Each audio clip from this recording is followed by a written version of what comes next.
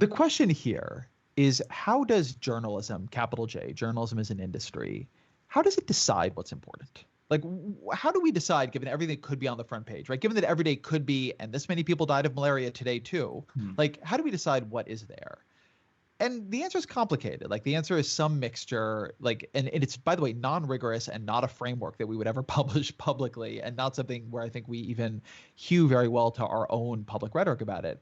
It is some mixture of a subjective judgment of importance, a subjective judgment of like how interesting something is, how interesting it will be to the audience. And by the way, I think that's become stronger in the age of social media, where there's more of a sense of like everybody is talking about X, and so of course you have to put something about X, on your homepage.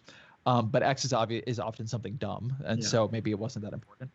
And this one's really important to me: path dependence. Yeah, things that we have believed to be important in the past, we tend to give an easier ride to being important in the future. Like, something I think that I've been signaling in this conversation is I think taxes in general are less important than the DC political debate makes them seem. But that comes from, like, for a very long time, they have been important. We have forever have taxing debates in Washington. There are like a lot of committees that do it. Like, there have been periods when like the debates we're having over the tax code were really central to how the economy would perform. We've done really big reforms that were needed at other times in our history. And so issues we know about and have an entire superstructure for considering, congressional committees, think tanks, experts, et cetera, get a lot more play than issues that don't have that structure. So take AI here. Like, I certainly think AI is more important than marginal changes in taxation over the next 10 or 15 years, but there's very little infrastructure for considering it. There isn't a committee in Congress that primarily deals with AI. It's like a sub issue of some of the backwater technology committees.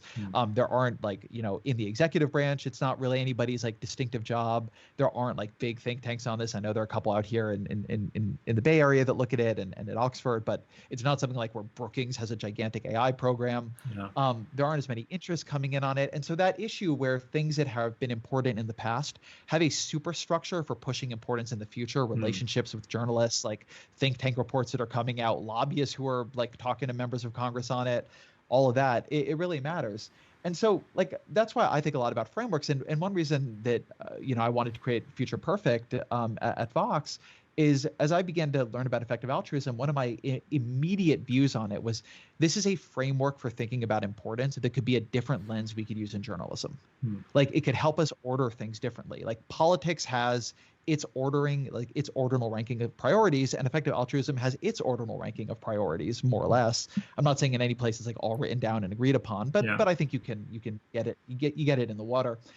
And it's not even that I think I fully agree all the time with EA's ordinal ranking of priorities. It's that I think it is another really valuable lens, and should be one that we actually explicitly put into newsrooms to cover, in the same way that people who are, a political journalist, like, have the political lens. So that's part of the way it influences my work. Like, I talk to EA people, I ask them what they think is important, and it's like in the back of my mind, like, am I actually covering these things or not? And if I'm not, then do I have a good excuse for why I'm not? Am I sure that the work I'm doing is more valuable than that would be?